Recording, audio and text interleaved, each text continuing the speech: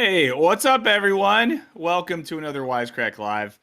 We're back. And hello to everyone who's here already. Anderson and Vox and John and Christopher and Union Forever and Black Mike, Francisco, Wells, G. Corsi, Mark, Christopher again, Kayla. Good to see you all here.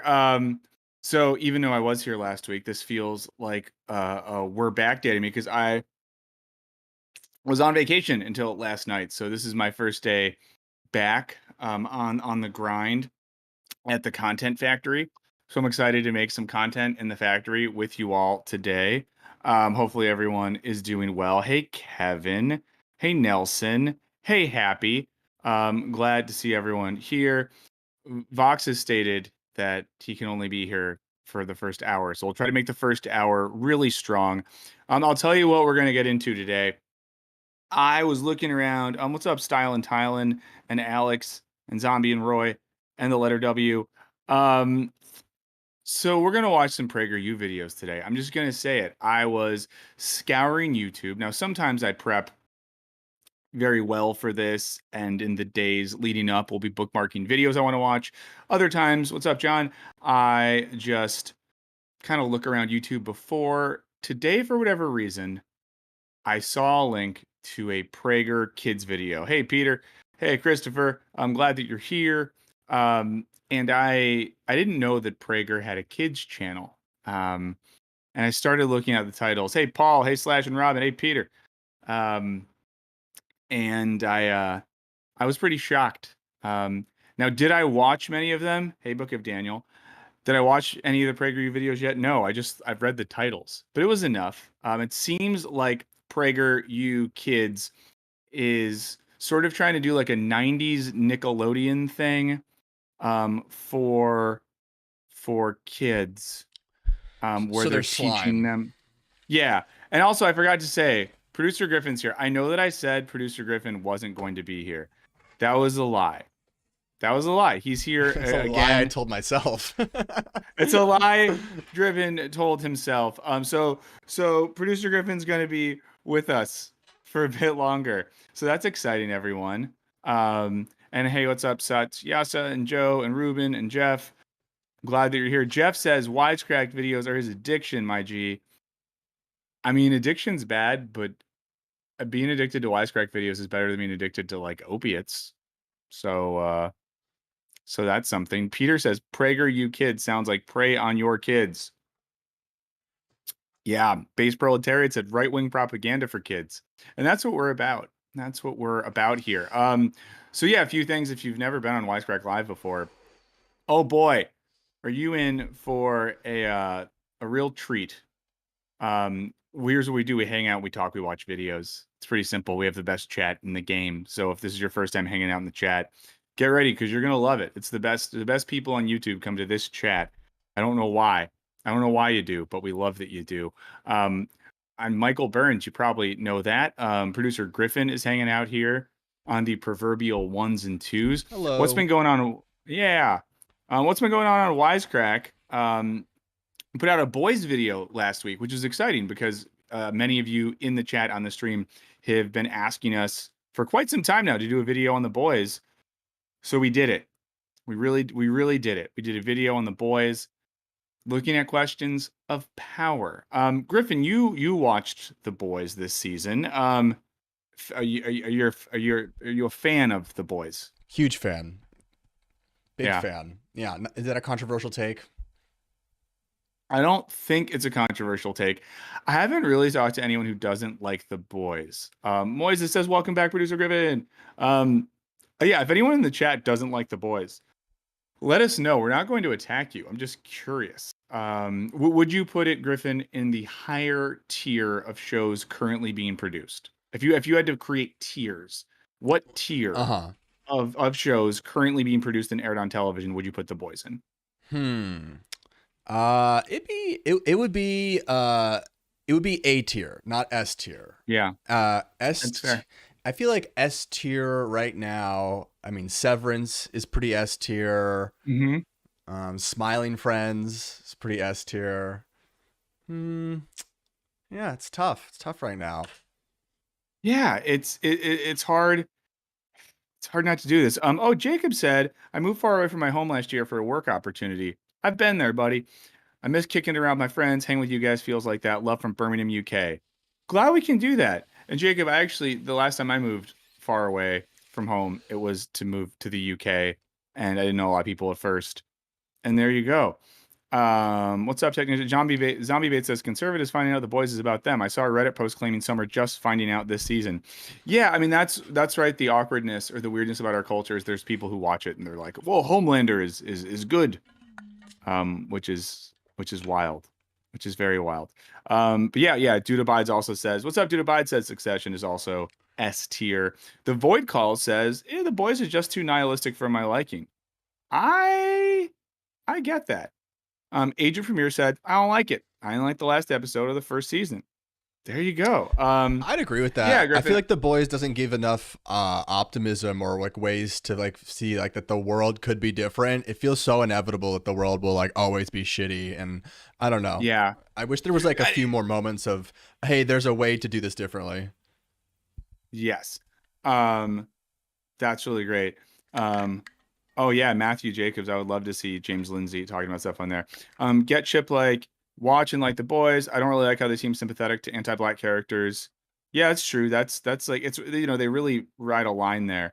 Um, but yeah, I think it's hard, right? Because I think the boys is doing something really interesting and really honest in pointing out some of the inherent nihilism in our current political and social climate.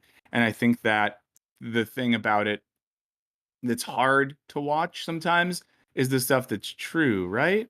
Um, like that the worst parts about the boys are the stuff that makes us feel the worst, not only because it looks bad on the show, but because it's also reflective of our society. And for many of us, we sometimes sit in front of the screen to watch the screen to maybe get away um, from the horrors of society. Satyasha says, my issue is that far too often the obvious metaphor or clear villain is just totally missed by a large chunk of the audience. They miss the point and it's so depressing. Yeah, and Satyasha, I think the issue there is how much responsibility do we put on the audience and the makers of the show, because I think that if it's too heavy-handed, then it becomes this didactic thing that's telling us what to think. And I do think the boys does a decent job of not telling us what to think.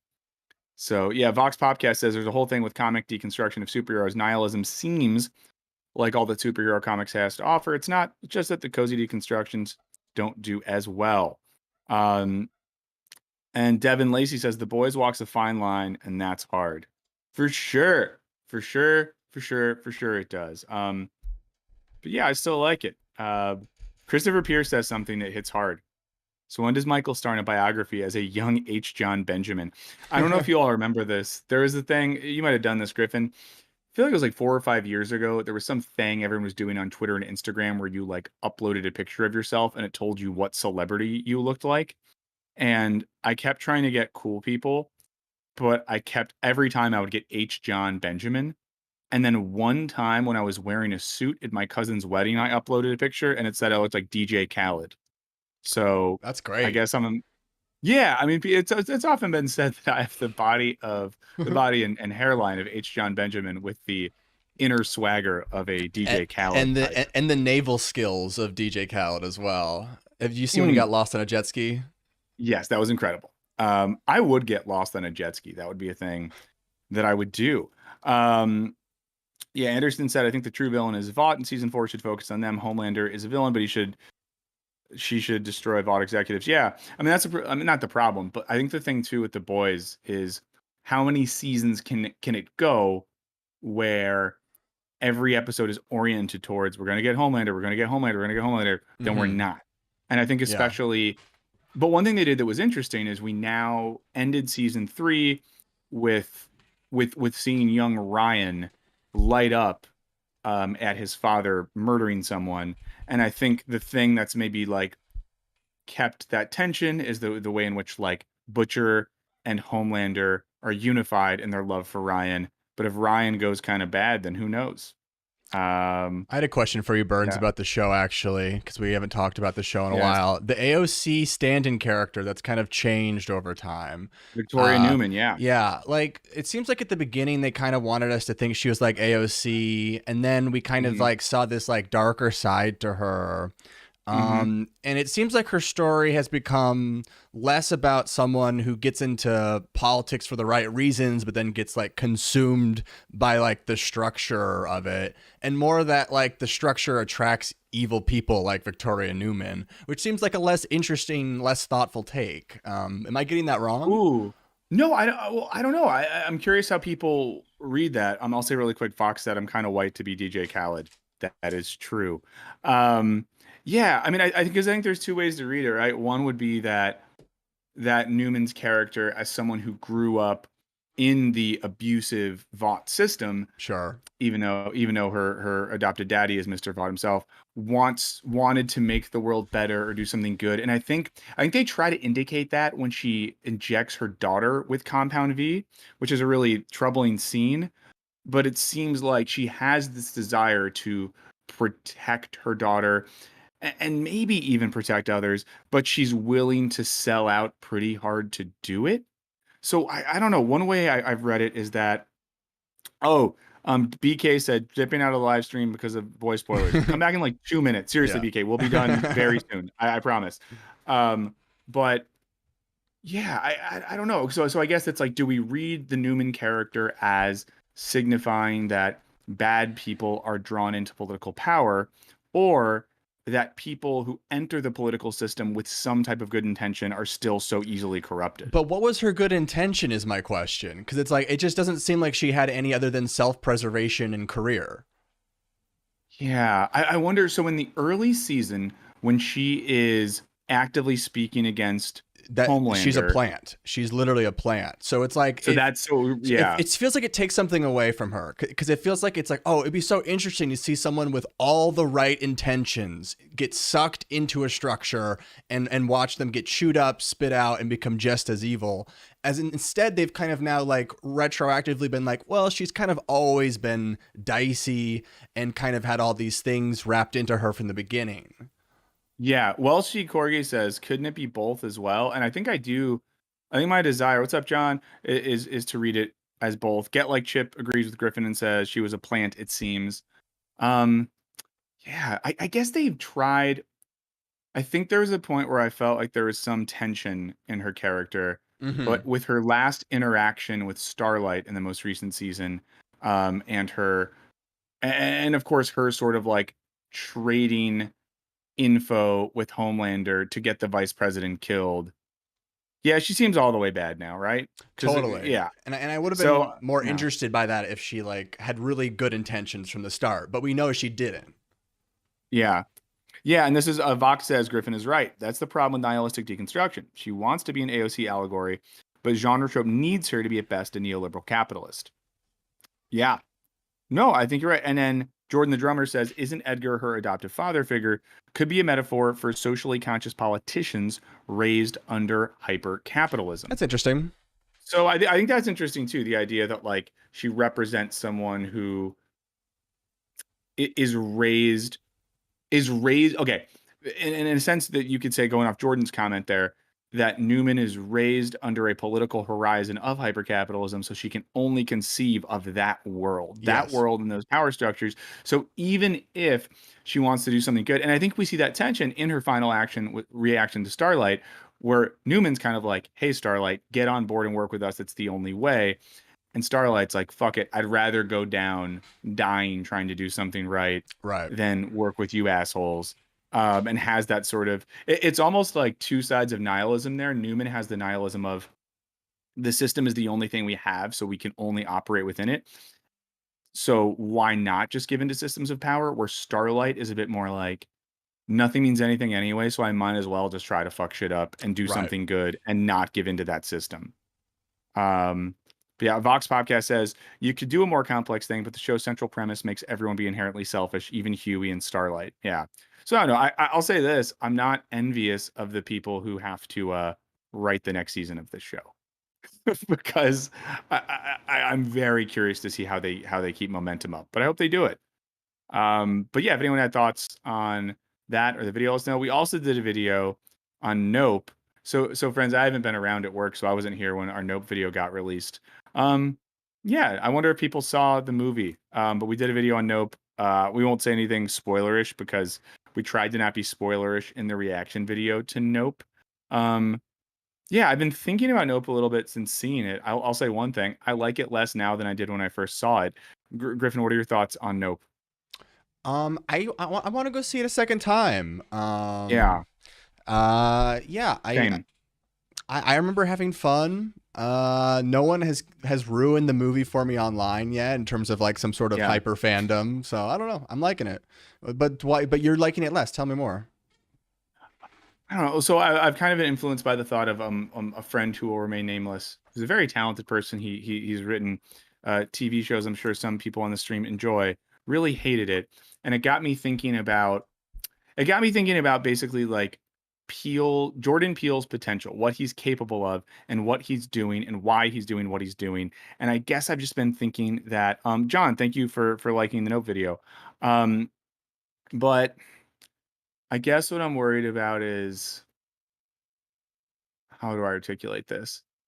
If this is as good as Jordan Peele can do, or if this is a movie in which Jordan Peele is trying to do smart, interesting things, but still do them in a way that's really consumable. And if doing that, we end up with something that isn't as good of a fun sci-fi thriller as he's capable of, and also isn't as good of a social commentary as So he's you're capable talking of. about the inherent like conflict of like philosophical like or like thinker blockbusters, like blockbusters that make you think. Yeah. Um, yeah, Vox says, I saw it, it was fine. Because I I feel like like that's it less Nolan than too, Oscar right? Get Out. Like that's Yeah. Nolan's thing too, right? Nolan wants to make the blockbuster, but he always wants to insist on making you think, even if like his idea is kind of stupid. Yeah, something like that. Peter said, "What about PragerU?" We're gonna get there in 2 seconds, I promise. If you're here to watch us do PragerU for sure. Welshie Corgi said, "Is there a way to combat the spectacle?" Maybe. You should read Guy Debord on that. But I think that we talk about spectacle in the movie. We talk about Guy Debord a little bit, and Guy Debord, sort of Marxist theorist out of France, thinks that capitalism, especially, has created a society. The spectacle just keeps us all distracted and stuff like that. But yeah, I won't say too much more about Nope. I want to give people a little more time to see it. Moises says, any thought on the HBO Max situation? Griffin, I just caught up on this too because I'll dox myself because I'm not there anymore. I was in Glacier National Park in Montana in recent That's days. not what doxing is. That's not, it's the opposite of that. And I didn't have phone service truly for like 4 days, which was kind of awesome. That's Like cool. even the place we were staying had like shitty Wi-Fi and no place else had service. So I kind of just came back to civilization yesterday and was like, "Oh, HBO Max is imploding." Um, but I'm Is, sad that the is it, Batgirl movie isn't it coming out. you sound sad. Is it imploding or did they just remove like 12 films? I'm confused.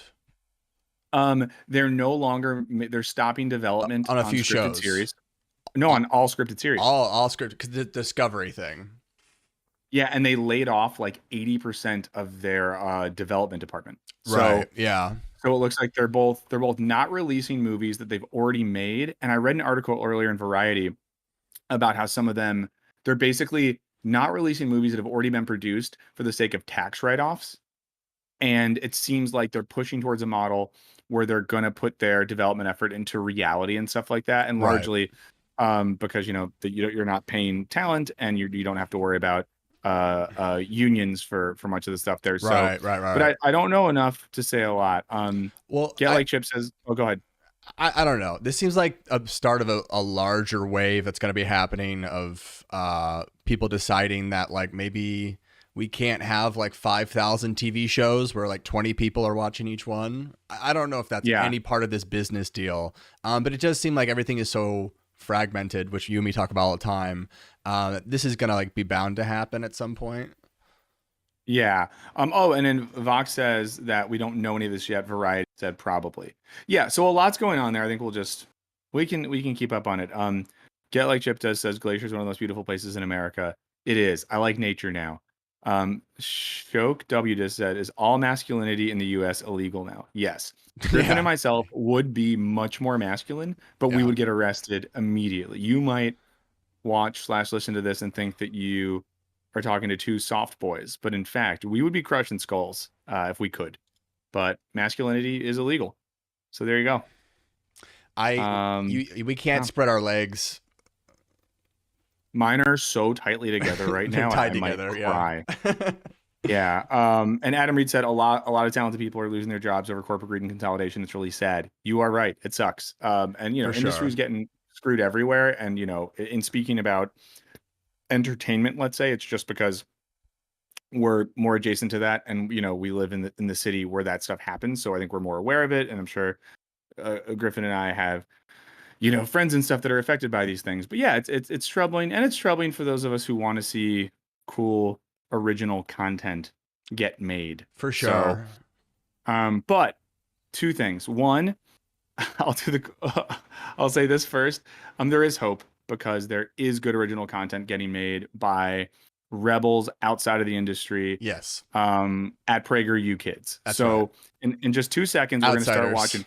PragerU Kids, real outsiders who don't let Warner execs tell them what is true, what is false, what is good, what is bad. So we're going to dip into that. Right before we dip into that, I'll say one last thing. We have a Patreon at Wisecrack. You can join it if you want. We get some cool perks. Like, my only pitch every time is the more people we get on Patreon, two things happen. One, we're less dependent on ad dollars from sponsors. Two, we can make more stuff on our Patreon. Speaking of that, we're about to start.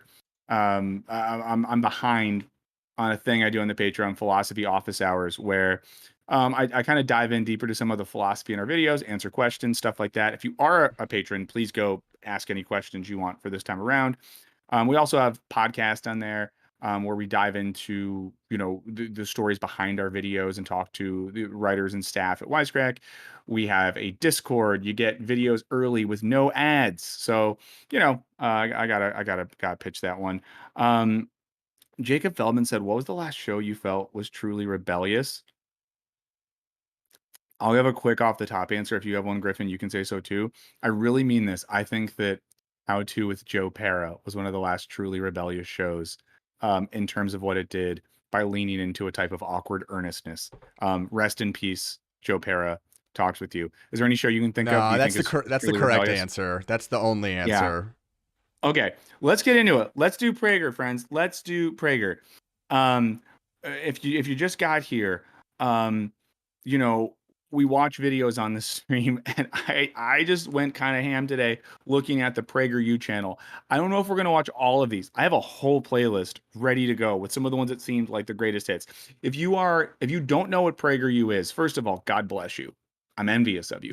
Um, PragerU is a I mean, correct me if I'm wrong. It's like a right wing digital It's media thing, an well, online you know who Dennis education is, platform. right? Do you know? Dennis Prager. Yeah. So I mean, Dennis is a old school shock jock, and then like kind of like went on that like kind of right wing bender that a lot of shock jocks like kind of morphed into. Huge Radiohead. My dad used to listen to him a lot. Yeah, Um, I'm sure and my dad did too. he's had some great hits about like why your spouse should always have to have sex with you, and Sick. just a lot of takes. He's very large and sweaty, but now he has this like media empire, Yeah.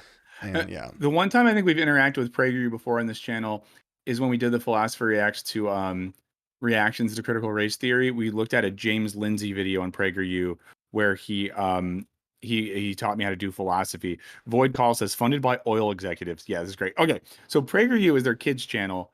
It seems really wild. Let's just get started. The first one I want to watch is called How to Work Hard and Enjoy It. This isn't even parody, guys. This is like a right wing thing, Yeah. and there's how to work hard and enjoy it. Yeah. Crazy, crazy. So let's get right into it. Let's learn how to work hard. Okay. This is Doctor Doom says, "Oh, go ahead." this is also the theme to Goodnight Moon, but I was just Wow. I'll say that's a good point. Doctor Doom says, "Does conservative equal right wing in your mind?" Just curious. I would say Doctor Doom in contemporary American politics. conservatism has a right-wing bent. I would say that intellectually speaking, I could imagine types of philosophical or political conservatism that were not attached to those things. So I think that's a good question, and that's fair. Let's watch some propaganda, friends. Let's watch some propaganda. Let's see. I want to see how many of these I can get through without losing my mind.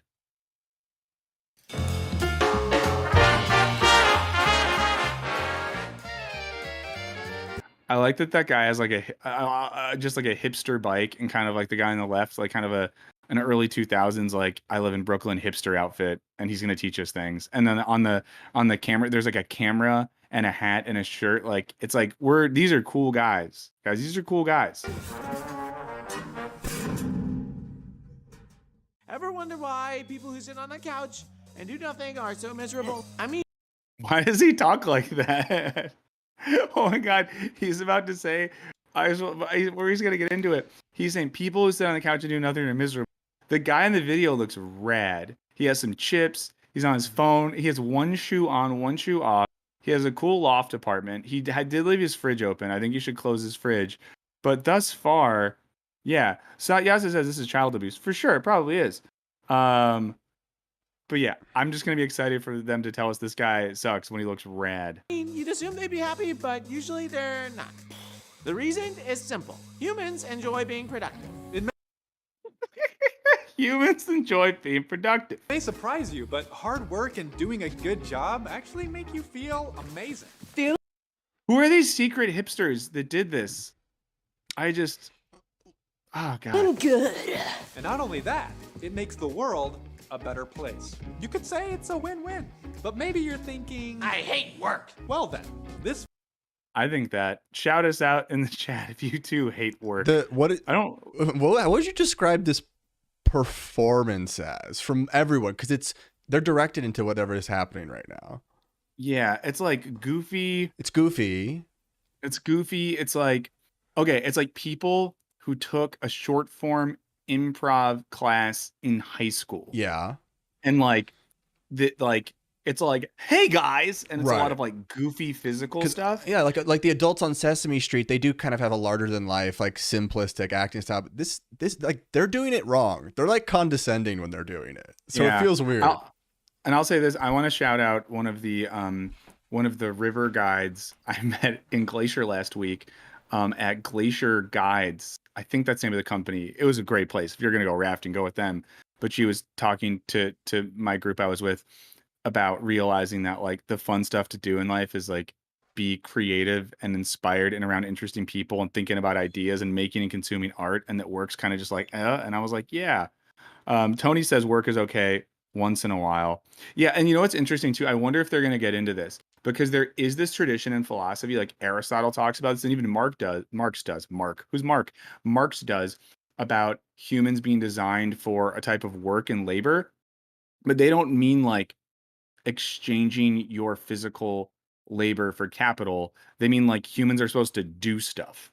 But do stuff could mean like taking walks, hanging out with friends, making art. Peter says, work is okay and time off is good. Working makes you more appreciative of your time off. Yeah, right? John says, work sucks, so I watch Wisecrack Live. There you go. Someone in this chat said something mean, and I don't like that, so please leave. It was a nice chat. We're nice people here. Okay, let's see what happens. video is for you. Today, we're giving you 5 tips on how to work hard and enjoy it. 5 tips, guys, one by one. We're gonna go through all these tips. I'm so excited. Number 1, find your why. Working hard is, well, That guy's never done a minute of physical labor in his entire life. And Roy just quoted Blink-182 in the chat. We appreciate it. But yeah, that guy's never used a pickaxe ever. That's why you're watching this video. Your human nature will always resist doing hard things. Why did a pickle just try to get this guy? Is the pickle human nature? I think. So before you try to work hard, get a hold of the deepest reason of why you're doing it. If you have a strong enough motivation, you can do almost anything. The deeper the reason, the stronger your motivation will be to defeat the pickle of resistance and get it done. The pickle of resistance is a character. A pickle of resistance. Okay. Number 2, delay. But they didn't tell us the why. So some B said finding your why is good advice. I mean, I guess true. Let's be fair. That's not a horrible. I'm going to be fair. That's not a horrible thing to say. So Mr. Navidad said for money to survive. Yeah, I think that's true, right? Like my why for work to make money so I can pay rent. That's a why. It's like a sad why that's how work is structured. Mihai said, as someone with ADHD, this is triggering. I'm with you, bud. The pickle of resistance, which is I wish it was pickle, Rick. Masha said, pickle of resistance implies there's a cucumber of enthusiasm. Cucumber of enthusiasm sounds pretty crazy. Is that our new throat coat? The cucumber of enthusiasm? And then Christopher Hawley said, sometimes I feel like a freak because I actually like my job. Yeah, I mean, like, here's the thing, friends. Griffin and I are doing our jobs right now, and this doesn't suck. So, sure. I guess the why is yeah. I'm curious to see what else they say. But find your why isn't terrible. It's good to have motivation for doing things. Gratification. Delay gratification, otherwise known as edging. The key to working hard is delaying the gratification of having something fun now so that you can have something more meaningful later. So you just said you don't want to have fun now so you could have something more meaningful later. For instance, if you want the reward of having good grades, you have to be willing to pass on binge watching Netflix until after you've studied for your test. If you want the reward of I really regret a lot of time I spent studying as a kid. It didn't really do a lot for me, but whatever. being healthy and looking chiseled, you have to be willing to pass on the cookie. You have to make the choice of what kind of reward you want. Do you choose the hard road now with meaningful rewards in the future? Or do you choose the easy path now to be filled with future pain and regret later? Oh, those are the cookies Carl sneezed on. It's funny because Carl sneezed on him. Number 3. Okay, so delay gratification. I want to just be honest about this one again. I guess not horrible advice in itself, right? Like sometimes we have to do our jobs, and it means we have to do stuff we don't like to do fun stuff later. They said that we shouldn't, if we want to get in good health, we shouldn't eat the cookies. We should exercise. I mean, that's fine, right? If you want to get good grades, you shouldn't binge watch Netflix. Oh, okay. Yeah, someone said physical fitness isn't a good example. I think the delayed gratification is yeah. You don't know. Let's see. And yes, the void call says yes, because a single cookie will give me diabetes. Know what working hard looks like. I bet here's what they're gonna tell us. Working hard looks like working a 40-hour-a-week job that provides good benefit and has time off, and you have a union probably. Working hard looks like.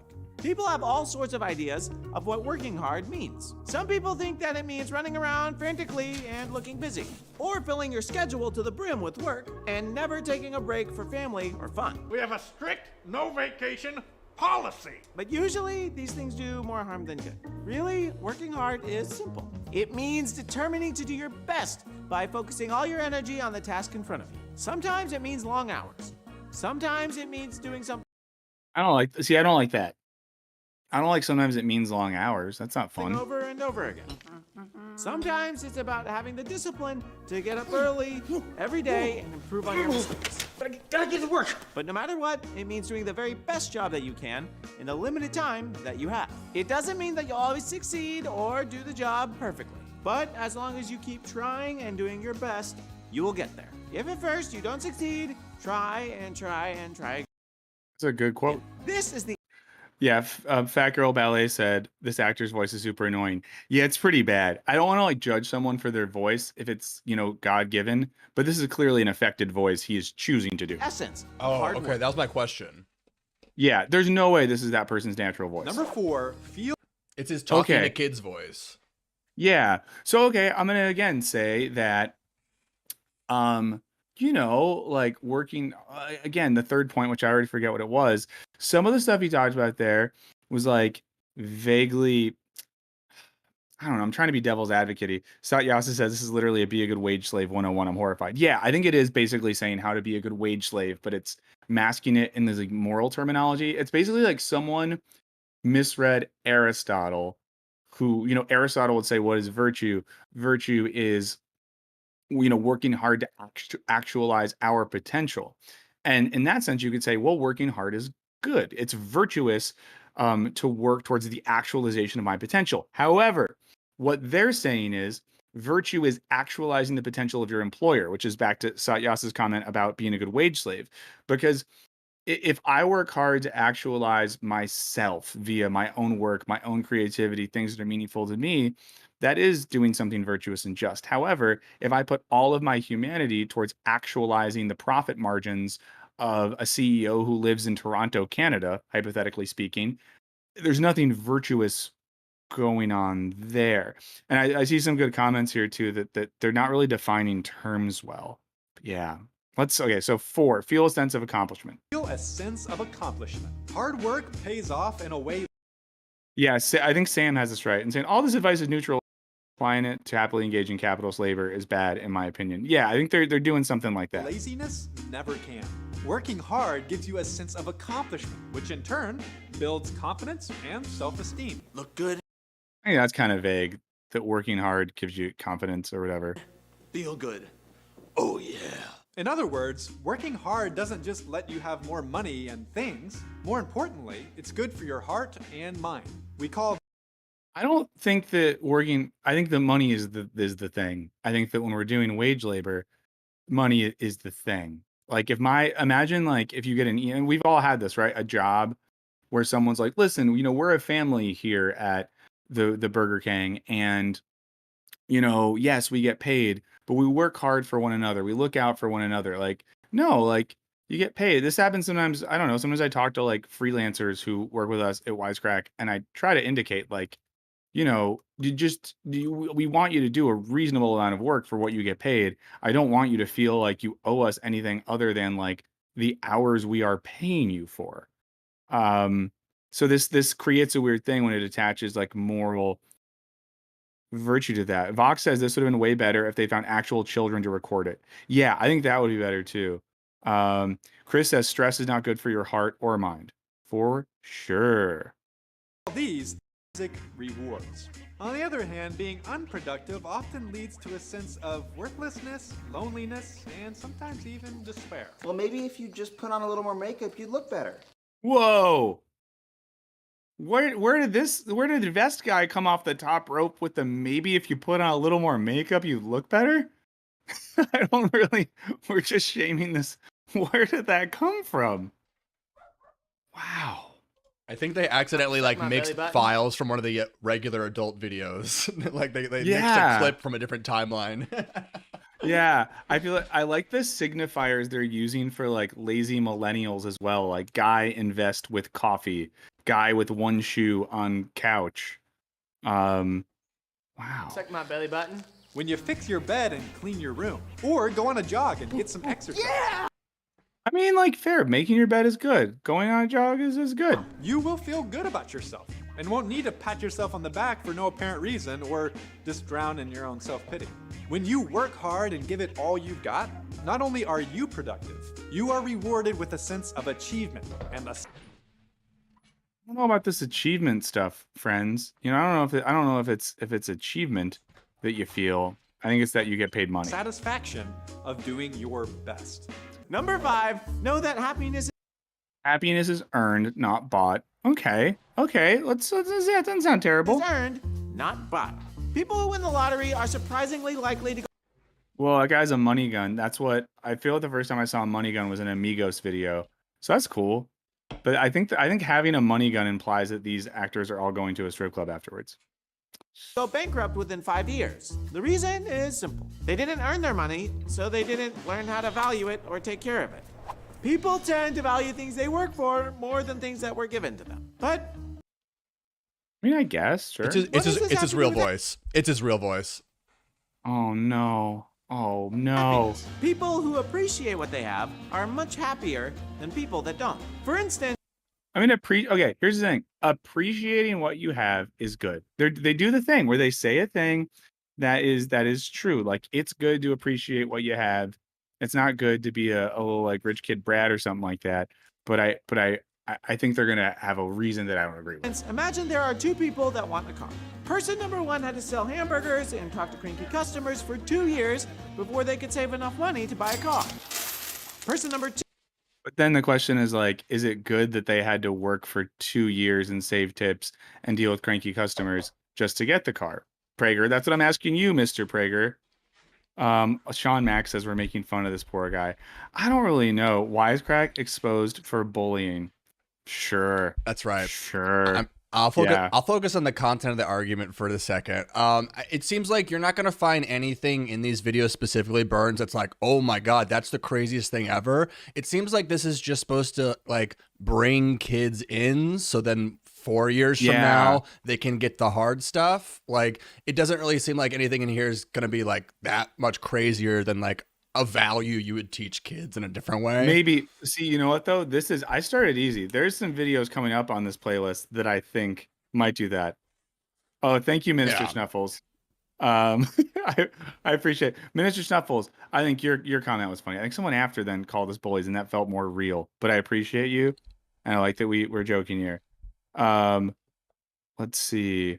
Yeah. So C to the P said, "Love what you do, and you'll never work a day in your life." That was like an interesting thing. I feel like when I was growing up, and Griff and I are a little bit apart in age. I don't know what it was like for you. There was this sort of notion that like, if like that like finding something you love to make life happy, but then it puts so much pressure on you to love your job. And I know a thing that I've experienced a lot in my generation, and I'm an old millennial, is people getting really upset because they don't love their job, and then they feel like it's a failure on their end, or their job isn't their passion and they feel like that's a failure. Forrest Vig said, money does buy access to happiness and healthiness. This makes me think they just want happy wage slaves. And that's the thing too. Like, I think that, people will say like, oh, money doesn't make you happy. All I know is I was really broke for a while. And I had a period where I was making not a lot of money and adjunct teaching and doing odd jobs and stuff. And I'll just say that, like, when I started making, I would say just like a normal salary and got healthcare, like, it makes you happier. Like, it makes you happier, Tian Zhao says, as much as I hate Prager, I love what I do and do what I love. That's great. I think that's great. I think people should do what they love. What I think is dangerous is the expectation that everyone does that. And if you don't do it, you're a failure. But Chan, we're friggin' happy for you. That rules. Let's look at the last few of these rules. But yeah, Griffin makes a great point, friends. These aren't going to be ownable, but we're going to get into some stuff I'm very curious about after this that might be fun. 2, whine to their parents until they finally bought them a car. Mom, I need a car. So here's a That guy does suck. They're right. That guy sucks. question. Who is going to value their car more? The answer is obvious. The person who had to work for their car appreciates their car more. And who is going to be happier? Also, probably the person that worked for their car. Working hard and earning what you have gives meaning and appreciation that brings a deep joy. In summary, there is no substitute for good old-fashioned hard Yeah, Antonito says it right. Money may not buy happiness, but it buys stability, which gives you happiness. hard work.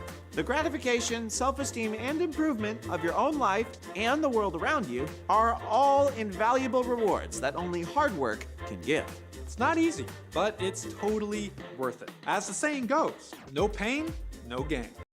I don't like that, right? The no pain, no gain thing. The idea that, and again, this isn't a PragerU argument. This is a thing that gets said in society.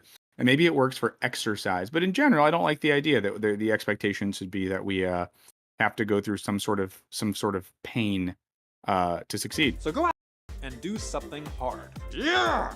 Or maybe just make your bed for starters. Do something. We promise it'll feel good. So let's recap. Number 1, Oh, that's all. Okay, we'll just look at the recap and find we'll your move on. why and know your motivation. You know what? Fair. This actually sounds like good improv advice. I was in an improv class once where it was all about finding our why. Number 2, delay gratification. And in improv, delay gratification, right? Don't just like rush the joke, like wait and hit it. Number 3, know what working hard looks like and do your best. Not quite an improv rule, but still. Number 4, feel a sense of accomplishment. And number 5, know that happiness is earned, not bought.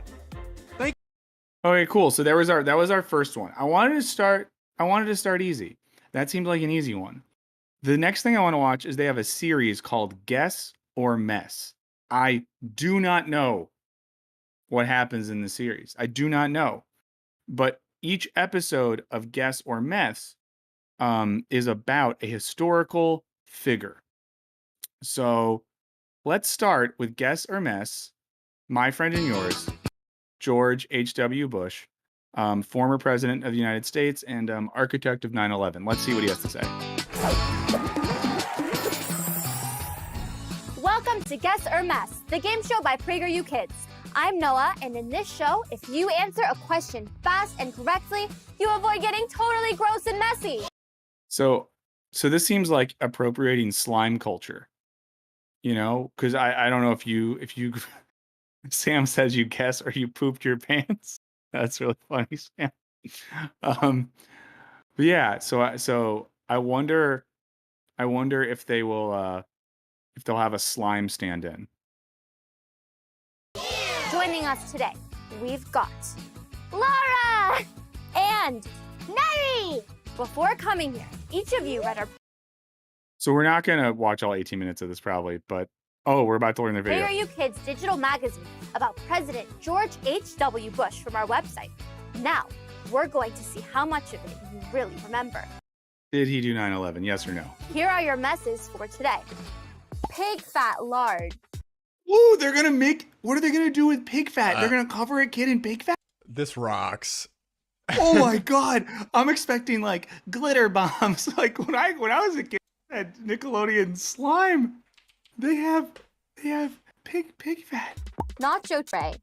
Mystery eggs. Very stinky fish sauce. Frosting and sprinkles. That's kind of, I don't know. Slimy dog food. Ooh, choice cuts and gravy. Are they gonna make these little kids eat dog food? Fermented cabbage. Flour. Silly string. And a pie in the face. That's the most pleasant one, is pie in the face. Oh, George H.W., my bad. Before we play, George H.W. Bush was Oh, this is the good one. He did nothing wrong. That is my bad. He did not do 9/11. He's great. Bush was the 41st president of the United States from 1989 to 1993. He led America during the end of the Cold War and the fall of the Soviet Union. President Bush led the United States to an overwhelming victory during the Persian Gulf War. We won that war. He was married to Barbara Bush, and they had 6 children and 17 grandchildren. He is the second president who had a son who also became president. George W. Bush became the 43rd president in 2001. Are you ready to play the game? Yeah, more robots rep. Fish sauce rules. Born ready. Born ready, yes. All right, so the youngest player goes first. It's time to get your hands into the bowl. So the mess just goes on your hands? I feel like that's not fair. You're not allowed to take your hands out of the bowl for the entire game. If you do, you The stakes are too low. If it's just your hands? lose a point. Question number 1 goes to Nairi. What was George Bush's job while he served in World War II? A, Air Force Commander. B, Navy pilot. C, Air Force Intelligence Analyst. Or D, Navy. Do you know the answer to this, Griffin? I think it's Navy pilot, right? Wait, which HW? Yeah. Air Force Intelligence, Navy Air Traffic, Navy pilot, or Air Force Commander. I thought he was a pilot. Those are all the same to me. Yeah, Nathan Evans says, I'm a conservative. Even I find this kind of cringe. Yeah, I don't know. We don't need to make any kids content political. Navy pilot, Air right? Traffic Let's see. Controller. Navy pilot? That is correct. He was a Nice. Navy pilot. Yeah. When he joined the military at Look at this handsome young lad. the age of 18, Bush became the youngest pilot in the U.S. Navy. He flew 58 missions in the Pacific as a torpedo bomber and even survived being shot down on one mission in 1944. I'm so sorry you get the mess. No, I want. Wait, why did she get I the get the mess? mess first. Oh, because she didn't get it? Laura gets the mess. What is it? Are we just gonna watch her just pour pig Yeah. lard on a child's hands? It's got to be like automated. You can't just do it hand. Imagine if they just like hand spooned slime onto you. Like that's not how it's supposed to go. It's supposed to come from the ceiling. Whoa. Yeah. Ugh. What is it? What is it? Pig fat. This is weird. What a wonderful way to start us off. What do you think? I mean, someone made this comment before, but with the pig fat, they're just doing this to make sure that no, practicing Jewish or Muslim kid could be on the show. Get a big scoop. Not the big arms, not scoop. the arms. Just not the arms. Ew. The pig. Oh. Nope. I don't like that at all. I really don't like watching her throw pig's fat on a child. That feels bad. That feels bad, man. It feels bad. I'm gonna skip ahead of it. Let's see if I can find the next question. Maybe let's watch one more question. I might. I don't know if I can handle the show. I really don't know if I can. Why is George Bush the favorite president of most American turkeys? Because he pardoned the turkey on Thanksgiving. That is correct. While That's an easy one. Oh, that's fun. Yeah. President Bush pardoned a turkey on Thanksgiving, allowing it. I didn't realize he started that. So this is fun. I'm learning stuff. Okay. I'm gonna skip ahead a lot. Let's see how much mess. Oh, look at how much mess they end. No, dog food got at me. I'm blaming you. Oh no, I can't. Just dog food and frosting on it. That makes me legit feel kind of sick. Yeah, you. Oh, I know the answer to this one. What is Bush's oldest son, George W., most famous for? I hope one of the answers is doing 9/11. A, his Texas ranch. B, his famous daughters, Barbara and Jenna. C, his becoming paintings. president of the United States. His or paintings D, are cool. Being an Air Force pilot. Becoming president of the United States. That is correct. Wait, That was a stupid question. 2 freebies, honestly. Yeah, I don't know. Okay, I'm gonna jump to the next one because this is kind of some softball stuff. Okay, let's see. Let's check out Guess or Mess. Ayn Rand. Oh my Ayn God. Rand. So they made a kids thing about Ayn Rand. Josh says the first president to pardon a turkey was Reagan. Why did he get credit for that? Yeah, we did cop out. That was too much. I don't like watching all that. Welcome to the game show Is this? Oh, it's the same by host. Okay. PragerU Kids. I'm Noah, and in this show, if you answer a question fast and correctly, you avoid getting totally gross and messy. Joining us today, we've got Samantha. Hi, and we've got Leah. Wonder where they make this show. Before coming here, each of you Orange read County. our PragerU Kids digital magazine. Wait, Vox, who is George Bush's daughter's TV show? Yes, they did it. Ayn Rand kids video. Okay, let's see. Why Ayn Rand isn't okay? She's not American born. Not that you have to be American born to be good, to be clear. But Prager made a digital magazine about a woman of valor, and they went Ayn Rand. A lot of places you could go. A lot of places you could go. About Ayn Rand from our website. Now we're going to see how much of it you guys remember. Here are your messes for today. Blue goo, nacho cheese spread. Blue goo. What is blue goo? Clam chowder, Ew. spam, baby food, water beads, cottage cheese, ketchup and mustard, mud, and a pie in the face. Before we play, Ayn Rand. I hate when she gets called a philosopher so much. So born much. in 1905 in St. Petersburg, Russia. She was a philosopher and best-selling author. In Hell her yeah. youth, Rand lived through the 1917 Bolshevik Revolution that brought communism to Russia. She and her G Hint says, teacher here, memorization is the lowest level of learning. For sure, G Hints.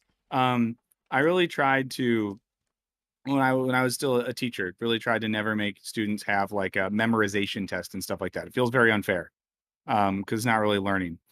Billy and his thing said, who dat? Ayn Rand. family fled communist Russia for the United States. She learned English by watching movies and plays. Supported individual freedom and capitalism. That's like a weird, I don't know, it's a weird thing to teach kids. I don't know. And worked as a screenwriter in Hollywood. Rand strongly supported individual freedom and capitalism. Her writings helped create what's called objectivism, which means that people have the right to pursue values that bring them happiness. Are you ready to play the game? Has Wisecrack done a Just- Ayn Rand thing before? We've talked about Ayn Rand. I'm trying to think where. We've definitely had a few videos where we talk about objectivism and Ayn Rand. I feel really bad that I can't remember them off of the top of my head. Oh, we did one on not Dan Snyder. On it was on like the Snyder Cut, I think. And DCE, the like kind of the philosophy of the DCEU and those characters. I think we looked into it there. Oh, cool. But it was a very awkward transition from like the host talking about the importance of individual freedom under capitalism to, are you ready for the blue goo? But yeah, let's see what happens. Let's go a couple questions. Yeah! Also, Vox, I did not know that Jenna Bush hosted the Today Show. That's crazy. Okay, have a good one, Vox. We'll see you next week. And thank you, John. Yes, it was the Batman versus Superman video. Oh, and then Devin brought up South Park. Yeah, I think on we talked about South Park and Cartman in terms of objectivism as well. Let's see. Okay. Yeah! The youngest player goes first. Now, everybody get your hands into the bowl. You're not allowed to take them out for the entire... Colonel Joseph says, how long do you guys plan on streaming? We normally stream for, hour and a half, 2 hours every Thursday. Game. If you do, you lose a point. You ready? Yeah. Let's go. Here's your first question, Samantha. Before getting to the United States when she was 21, what country did Ayn Rand escape from? Russia. That is correct. She did escape. It wasn't, wait, but it wasn't called Russia. It was the Soviet Union then. So that's historically inaccurate, right? No, but it wasn't Russia. It was the Soviet Union she escaped from. So that was wrong. From Russia. That means the host should get blue goo on. So that means Leah gets... Right? Someone in the chat, maybe I'm being stupid right now. In 1925, was the country called Russia? I don't think so. Oh. And yes, did she escape? Another good question. Oh, no. Oh, good. Okay. Oh my goodness. No. That's not even, it's just like chunky and she's like laying it on her hands. To be clear here, I'm not criticizing conservative ideology. I'm criticizing the mechanics of a game show that involves putting messes on children. I don't know if that's it. I'm just gonna do it with my hands. Ew. One more big one. Okay, I'm done with that. Okay. Question and mess number 2 goes to Leah. What happened in her homeland that made Ayn Rand need to escape and move to the USA? I don't think did she escape? But all of this is about like why like Russia, and it wasn't Russia, is bad. This is weird. Rise of communism. Mr. Gert said, non-Christians are judging Christians is so sad. Who's judging Christians here? I don't think I am. The letter W, I think that's a really interesting question. And I think if we can find a good property, we should do that. So very good suggestion. That is correct. It was the communist takeover or the communist revolution. During the communist takeover, the communist revolution. It was called the Bolshevik Revolution. So they're doing a bad job. These are bad. They aren't the right answers. Bolshevik Revolution. Ayn's family suffered years of poverty after armed soldiers took over her father's pharmacy. It's just such a weird vibe to go from like armed soldiers took over her family's thing. Here's a mess, kids. How is that even? I don't know. It's just weird. Okay, Forrest Vig. Very good point. Soviet Union is not a traditional country, rather Union of States led by Russia. Right. Water beads! Oh my goodness. Those feel weird? Yeah. That seems nice. Would that, Griffin, looking at water beads, if I came to your house now and poured those on your hands, would you be like, ew? Well, yeah, I do often get facts about the USSR wrong. You do. That seems kind of pleasant. It seems like if you put the water beads in the refrigerator and it was a hot day and you put your hand in those, that would be great. Yeah, I definitely don't. Like pig fat seems like you're going to have to really take a long time to get that one off. So yeah. I don't want that. It would smell. It would really, really smell. Like maybe, I really think pig fat would affect your hands. Maybe they started with the pig fat episode and they realized how messed up it was. And they're like, okay, we should probably just do normal stuff. Yeah. Well, let's watch a couple more Rand questions. Are they all just going to be about Russia?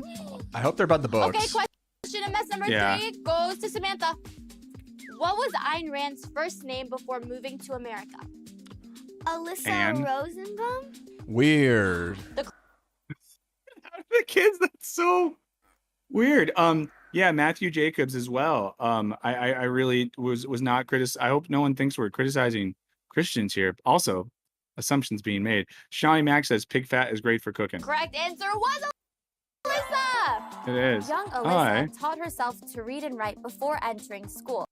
All right. Let's skip ahead and see when they're real jammed up and see what the later questions are. Question in mess number 6 goes to Leah. Which economic system did Ayn Rand believe was the only one that supported individual freedom?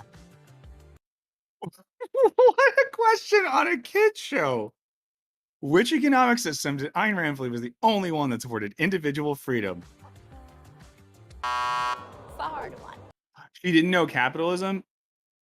Throw her out. Okay, Samantha, now you have a chance to answer. Which I just want to watch a child gleefully scream capitalism. economic system did Ayn Rand believe was the only one that supported individual? Gabriel Leal says, so you're talking about The Boys before, and this looks like something that would be broadcast on VOT. It's true. It's true. Wrong. Not wrong. Individual freedom. I don't know either. The correct answer was capitalism. Rand believed It's just so weird to see the host be like, the correct answer is capitalism. that something is good if it promotes freedom and education. She believes that political dictatorship destroys human life, which means that. So I think, okay, so let's that's a little weird to say that she supports capitalism because dictatorship is bad, which is teaching children that there is a bifurcation between free market capitalism and dictatorship, which feels very unhealthy. I will say that. You don't have to teach kids that the leftism or anything is good, but to say that is kind of weird. Dashing says this is gross. You're right. Both you girls get the mess. Who likes mustard? Not me. No one. This is scary. This is weird. It seems like a Tim and Eric Andre style thing or something. No one. No one does. Okay, Leah. All right, let's see what one of the last questions is. Both of you girls get the mess for the 3rd time in a row. First, let me get you girls ready. Oh, no. Ready for what? First, let me get you And girls being ready. responsible gives us purpose. This is weird. That is absolutely correct.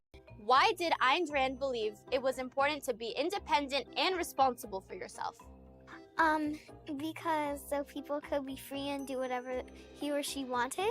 That is absolutely correct, but in the magazine, it describes how happiness comes from trying to be the best you can be, and happy people are nice to one another.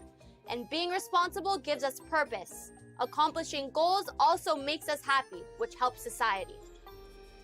The kids were supposed to get all of that. She was wrong because that child didn't have that minute monologue. This is an unfair game.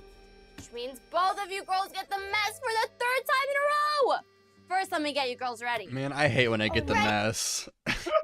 She says, first, let me get you girls ready. I got to see that one more time because it's crazy. Which means both of you girls get the mess for the 3rd time in a row. First, let me get you girls ready. Oh boy. Oh, no. Ready for what? Oh no. Ready for what? a pie in the face. Also, okay, Oh why my do you have gosh, to put I'm so goggles happy I on? get to see. I'm gonna make it really, really tall. Let me give it a shake, shake, shake, shake, shake. No, don't. Something about this just feels real messed up. OMG. This feels wrong. Guys, I think we're all doing a crime by watching this. So tall. More Robot says it's fair because they're learning the important lesson. The game is rigged. Really tall. Oh, wow. Great. What about We some gotta decorate sprinkles? it? Oh no. I'm gonna cross. Whoa. It's like when a villain describes what they're going to do to you before they do it, like in a Bond movie or something, except it's sprinkles. Look at all these sprinkles. Yeah, are the hosts union on PragerU? Ow. Yikes. Are you ready to get back to the face? No, you're not. That wasn't even that bad. That's not even good coverage. That's not even...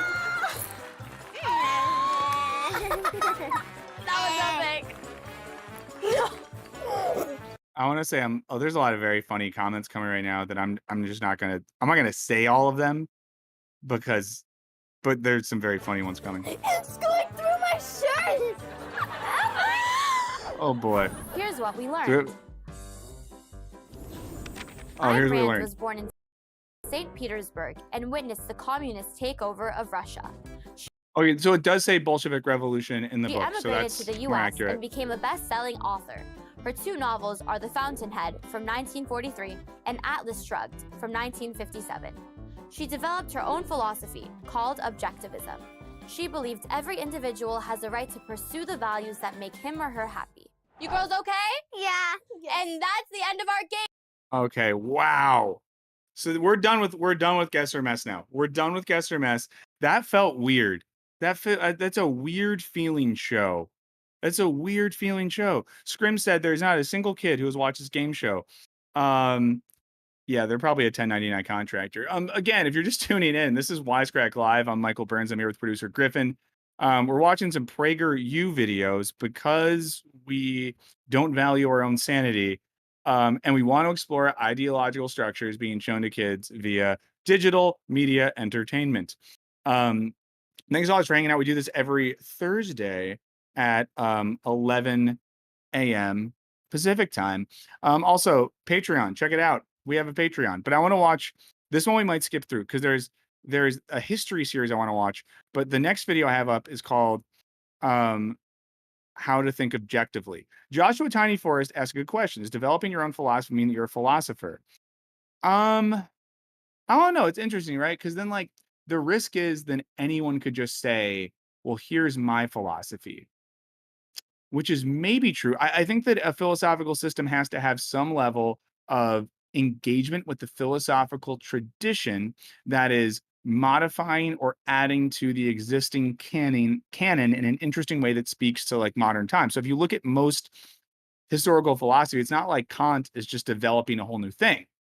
Kant is looking back and saying, okay, I'm with Hume on this and Descartes with this and Aristotle on this and Plato on this, but here's something they've all missed and I'm adding a new thing to the conversation. So I guess that's what I would think. John Solo says, hey, Michael, what's your beef with capitalism, man? Just curious. Seems like you've been going off in the past few videos.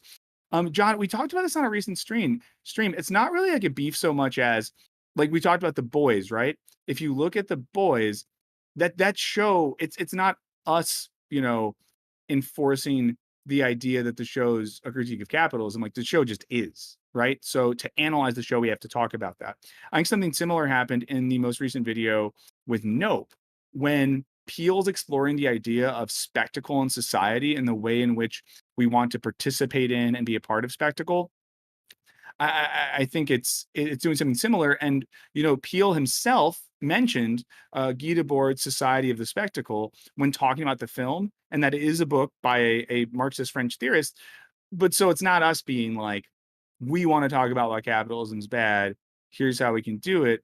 Instead, it's more a matter of Jordan Peele made a movie that explores an aspect of contemporary capitalism's cultural effect. He references a French Marxist theorist that inspired part of the film. So to understand that better, we're going to talk about that person. So I do hope, John, you're not looking at it. I hope it doesn't seem like we're just kind of out here doing it just to do it. Get like Chip, that's a really good question. Yeah, and Mr. Gert says, thing, what's wrong with just anyone making a philosophy? I think the problem is, again, if it's not engaged in historical tradition, right? Like if you just invented a philosophy, how do I phrase this? It'd almost be like if someone just came up with like, it'd be like if someone was like, hey, here, I invented a round object that helps things roll. I would be like, my guy, that's a wheel. And they'd be like, no, I invented it. So if someone was like, oh, I invented a way of thinking in which there's a primary principle called the good, that informs the reality of ideas and things, I'd be like, that's just Plato. Like, just, you got to engage with that sort of stuff. So that's my answer to that. I want to watch a little bit of this video on how to think objectively. So then this is a good one. We're talking about doing philosophy. So let's see how we think objectively. Let's see. Let's learn. Let's see. Farziki Afif says, why are most modern philosophers anti-capitalism? I don't know. I mean, I think that like if you look at a lot of contemporary philosophers, I mean, they're trying to think logically about like the human good, what it means to live a good life. I think they look at the machinations of modern capitalism and they don't think it is akin to those principles. And I think there's a reason why not a lot of it's hard to take a lot of modern and ancient philosophers and act as if their thought is conducive to capitalism, because it's not. But I don't know. Ooh, let's see. Okay. Someone said we're all on a government watch list. Okay, cool. Let's just watch a little bit more of this. So that we're gonna know how to think objectively. I think we're back with our guys now. Yeah.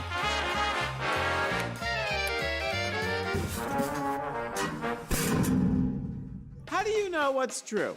I just know. I feel it. This is great. They're asking a fundamental question. How do we know what's true? That's great. It's a good question. I'm curious how they're going to get at it. It's an important question. Let's just say I've seen a thing or two in my day. Do you accept everything you read? If it's in the book, No. it must be true. Or trust every expert? I trust this guy right here. His show So the guy who says America is the worst is the guy who was bad. was called The Trusty Expert Show. Or believe everything you watch on TV or social media? They wouldn't put I believe everything I watch on YouTube. liars on TV. If you're drowning in a sea of information and ideas, how do you form beliefs based on reality and not just on opinions or feelings? Today, we are giving you This is great. They're asking very good questions thus far. 4 tips on how to think objectively. Okay, let's check this out. I'm committed to. I'm saying this to everyone here. I'm going to take this seriously, and I'm not going to prejudge anything. So let's see what unfolds. Number 1, use critical thinking. Everybody Critical thinking rips. loves to criticize, and it's not hard to find people that love to post critically about others. You, period, R, period, killing, period, the, period, planet. But here's the thing. The person they're saying is the bad person is someone who's wearing a shirt that says "Be kind," who cares about the environment. Your president killed the turtles! But how many people love to actually think critically? What is that? Critical thinking means objectively criticizing your own thoughts, not Okay, so critical thinking means objectively criticizing your own thoughts. The word objectively there, I don't know what they mean by that, right? I think there's a way critical thinking is objectively criticizing your own thoughts, but it's sort of like, as someone I've taught like critical thinking classes, I know some stuff here. But critical thinking is analyzing how we think and how structures of the world operate. But then when they say objectively, it's giving this idea that we have access to some objective, correct, absolute structure of truth, and we use that thing as a marker to evaluate what we're thinking. And I'm not sure about that. Everyone, if this is getting to be too much, we can wind down soon. Okay. Let's see. not believing things strictly on what people say or how you feel.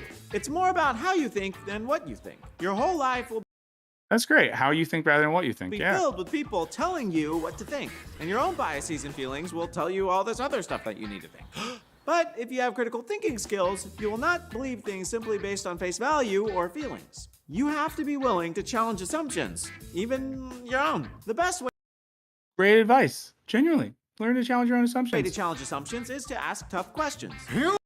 Asking questions also rules. Humans are the real problem causing climate change. This is what I don't. But this is where it loses me. This is where like every example they give for someone who's stupid is someone who thinks that like climate change is a thing. But then I'm just like, okay, So why, in the past, did the climate change so drastically before people started industrializing? and this is why this is crazy, because then they're just telling people, they're telling kids what to think here. This is Just a lot. remember, when asking questions, do it genuinely with an attitude that actually wants to learn. For example, what if you ask the same question like this? Why did the climate change so drastically before people started industrializing? You may be asking the question, but your attitude is communicating that you've already decided the answer and you don't really want to learn. This attitude usually just leads to shouting matches that get everybody angry and stressed. A good question is one that provokes thought and opens up dialogue with. I mean, that's true.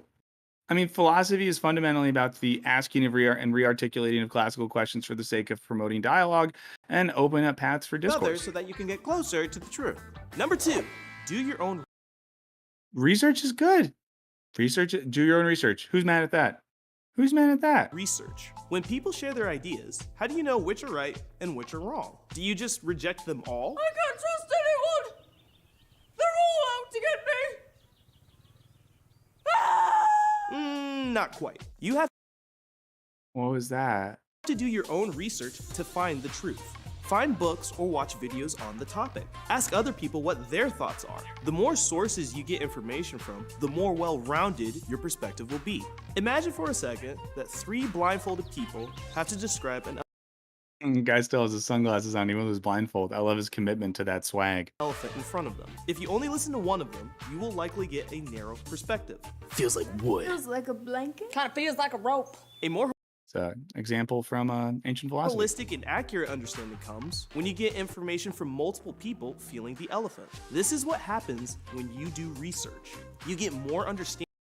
Yeah, Gypsy says something. How about a preliminary tip, which is how to do research? Yeah, that's really important too. I think that's a thing that you learn in school is like how to do research. So they said read books and watch videos, but it's sort of like who does it. We got into this last stream because I forgot, guys. Last stream we were talking about finding an enemy to have beef over, and we talked about we're watching the Johnny Harris video on why bread is bad, and what we were talking about on the stream last week is sort of that like it was a video that was completely based off opinion and no real facts or research, and that's why it felt underwhelming.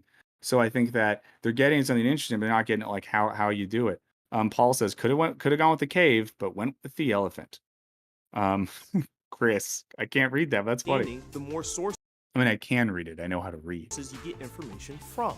If someone tells you that the world is going to end in 12 years because of global warming, before Every negative example they're using is global warming. That's why this video is funny, because there's the one section that says things that are objectively that are like fair, like yeah, think critically, do research, and then like you're in, and then every time they curve to like, but the planet, but global warming, but climate change. So what this really is a video. Climate change isn't real. It's not a video on how to think objectively. It masquerades as a video about that is an ideological sort of hammer over the head to get kids to think that the climate isn't changing. Like that's what I'm seeing thus far. I'll be curious if they use any other examples. before you have a panic attack and sell your house and your car, get other opinions on the matter and look at the data for yourself. As you pick through sources of information, consider the credibility True. and history of the source. Do their beliefs align with their actions? If someone is actively claiming that melting ice will soon swallow Again, another example of the same the thing. world's beaches, but your research shows that Tech Ninja says a shot every time they say climate change. We would be ripped by the end of this. investors are still buying waterfront properties, consider whether their actions match their words. Get as much Whoa. Okay, I'm gonna rewind this. Look at the argument this is being made here. This is pretty incredible. It uses real estate to argue against science, and I love it. If someone is actively claiming that melting ice will soon swallow the world's beaches, but your research shows that investors are still buying waterfront properties, consider whether their actions match their words. So they're saying that, I just want to be clear here. The argument here is that scientists are saying that climate change will lead to rising ocean levels that will destroy beaches. Their counter is, but investors are still buying beachfront properties. So the actions of investors should outweigh our trust in scientific research. I think that's what just got said. I think that's what just got said. The argument then would be that trusting in the patterns of real estate investors is a way to understand the world over scientists. It's just like watch The Big Short, dude. Just watch that. I mean, like, wow. Get as much information as possible, and then use your best judgment to form a belief based off of that research. Yes. So in what they just said, the the purchasing habits of real estate investors is as credible as science is scientific. Research. The truth will begin to emerge the more perspectives you listen to and learn from. Number 3, be open Totally be open to changing your mind. Totally. to changing your mind. Do not ever assume that you're right or wrong. It's easy to think that you're special and that you have some keen ability and sense to see things that other people. Damn, someone just made Nibian said, is this video sneakily trying to teach critical theory by making you think critically about this video? Damn. Devin said, but the market is also yeah, Devin, that's the great point. They're basically saying that market rationality is more important than scientific rationality. Rudolph, And Corgi says it's like don't look up mixed with the boys. it's a gift we've got. Well, I just get a certain feeling about things right around here. You know, I can just kind of feel the situation. Feel. I didn't choose the knowledge, bro. It chose me. So I think this is interesting if they're arguing that feeling and emotion has no place in the rational process. Some would argue that's true, but a lot of really interesting philosophers would argue against that. Our reasoning process and our thinking process does involve the interaction of our rational and emotive side of things. You even get that when in sort of Plato's description. We talk about this in, this isn't a video that's coming out. Before we end, I'll tell you about what's coming out next. We have a video coming out where I talk about Plato and his account of the soul. And, Plato doesn't just say that reason is the only thing that matters. Reason directs other stuff, but it's not that emotions are like bad. Maybe, but probably not. Your experience is important, but be cautious about forming your entire belief system around your particular experience. An important step to opening up your mind is to avoid. And of course, David Hume would say all we have is our particular experiences because there's no such thing as an objective rationality that we have access to. Tying your self-worth and your identity to your opinions. Stop antagonizing me! Doing this keeps your mind closed because. Again, just so everyone notes, the person who was mad was a person who thinks that climate change is real. If somebody disagrees with your personal beliefs, you probably feel personally attacked and go into defense mode. No! On the other hand, if you detach your identity from your opinions, it frees you to challenge your own beliefs and opens your mind to truth you never would have found before. Number 4, beware of emotional Okay, we're doing more emotions. thinking. How many times have you heard someone say, It's just how I feel about it. no evidence, no data, just their feelings? Now, before we beat up other people about this, we have to remember that this is really easy for all of us to do. Very fair point. Emotions are the greatest obstacle to objective thinking. I don't think that's true at all. I don't think at all that emotions are the greatest obstacle to objective thinking. I think that ideological videos are the greatest obstacle. But I don't think this is true at all. I really don't. I really don't think that's true. Because they cloud our minds from seeing the truth clearly. One of the most common is what people refer to as thinking like a victim. In other words, Oh boy, I don't like where this is gonna go. blaming other people or things for your problems. My life is terrible because everybody's out to get me. We all know someone in our That example did not use climate change. I think it's the first example. lives like this. But let's face it, we all do it from time to time. So how do we know if we're thinking this way? Try this. When hardships arise, take a step back and observe your thoughts. Does your mind start looking for people or things to blame it on? It's my parents' fault. It's the government's fault. It's society's fault. Or do you start looking at what you could do? That's kind of weird because then that seems to imply that anytime in life we would reflect on a problem we would have and say that it had to do with societal structures. Because here's the thing, right? When she says it's my parents' fault. I mean, some people have bad parents. It sucks. I hope all of you had good parents. I hope all of you that are parents are good parents. Some people do have bad parents. Like some governments do bad things. Society isn't perfect. So it's a weird thing because I feel like it's teaching kids to have this type of self-reliance in which you cannot. Okay, here's what it's basically saying. It's like we can't think critically about societal structures. We have to think critically about ourselves. So any problem we have is our fault. Differently to And also, G. Hint says, conservatives surely never blame the government. make things better. The truth is, you have more control over your life than anyone or anything else. So the next time You have more control over your life than anyone or anything. I don't think that's true.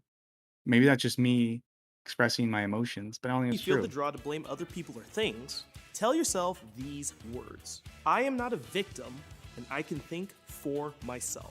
What a weird thing though to say I'm not a victim, because what if some people get victimized and horrible things happen to them? That's not healthy. You could say it in your head. I am not a victim. I don't, and he probably You can isn't. say it out loud. I am not a victim. It may If I saw a guy that looked like that in the street yelling I'm not a victim, I would think something really bad was about to happen. So that's where I'm feel at. cheesy, but it's more helpful than you think, and puts your mind in a position of power to think clearly. As you can see, thinking objectively is not as easy as it sounds. But in today's age, with everyone telling you what to think, it's more important than ever that we learn to think for ourselves. Are we going to get one more climate change reference, friends? Are we going to get it? And make decisions based on reality. It takes practice, but with the right attitude and a genuine desire to learn, you are well on your way to objective thinking. Oh, it's like a credits bit. Thank you for watching this first episode. Okay. Here's a genuine question. The other ones I have pulled up, there's another TBH, which I guess is about history. And there's one of them is about the rise of communism in Russia. And then there's two about the French Revolution. Do we have another Prager video in us? Or is it, are we ruining everyone's days? Because we don't want to ruin anyone's days. We're here to have a nice time and hang out together. So I don't know. Is Griffin still here? Are you off working, Griffin? Yeah, guys, Griffin's gone. Oh no, he's here. Sorry, He's here. I mute myself. It takes me a second to unmute myself off the 3 programs. I'm here. Listen, it's fine. You have stuff to do. Yeah, let's see. Listen, it's been psychically a lot, but you know, the chat seems to be invigorated by it. They should decide. Yeah, I see some. Okay, I think so someone I'm seeing a lot of yeses. I'm seeing almost. Mr. Robot said maybe we'll do the French Revolution one, because the French Revolution one is really important. Yeah, here's the thing, friends. Don't watch these alone. When this finishes, don't then say I want to watch some of these alone. It'll be dark. It won't feel good. We have to watch these together. So let's watch one on the French Revolution. Yeah, let's watch this one. So the French Revolution, I'm sure many of you know about it. Many people would point to it as like the birth of modern democracy. Let's watch a little bit of the French Revolution. It's a 2-parter. We probably won't make it through. Maybe we'll skip around. It's 1794. You're in Paris. You love all the French things. French bread, French toast, French dressing, so much. Because if I know anything about 1794, that's what in Paris. People were having a great time. French. But more importantly, France has been going through some serious changes, and French life has never been more exciting. Power is finally coming to the people. Bring on the revolution. What? Don't let anyone stand in the way of progress. There's just one problem. Some people are starting to think that you don't love the revolution enough. Wait, so they haven't talked about the French Revolution or why it started? Are they just going to cut right to the terror? Oh no, I do love the revolution. I just don't think we should cut people's heads off. You are standing in the way of the revolution, and there's only one solution. Off with his head! Off with it! Wait, this is really weird. Are they going to talk about the foundation of it? Larry, thank you so much. That's incredibly kind. And you did make me look. Welcome to the French Revolution. A revolution so crazy and Wait, that's not what... Okay. crazy and Yeah, Nibian said, did they skip the whole revolution part?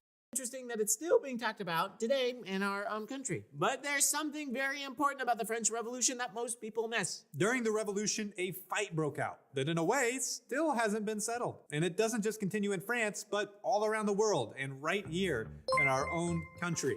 It's a fight. Yeah, Christopher says, what happened to the bread riots? This is so... Yeah, David said they skipped the whole revolution. Between philosophy. A philosophical split. Okay, this is what we do. We talk about philosophy on the channel. Let's get into it. The left versus the right. Or maybe... Okay, so they're going to say that the right wing represents... But here's the crazy thing. The entirety of the French Revolution would have been a left-wing revolution, because the right were the people that didn't want to have it. Okay. Maybe you've heard the liberals or progressives versus conservatives. So let's get to The conservation means you wouldn't... I'm not here to say that being conservative is bad or good or anything, but conservation as a political principle is antithetical to revolution. So you cannot say that there were conservatives who participated and supported the French Revolution because revolution is antithetical to the conservation of the current system. Guys, I can't drink yet. It's 12:30 here and I have to like do work today. Work that I love because I'm going to work hard and enjoy it. The bottom by going to the root, the French Revolution.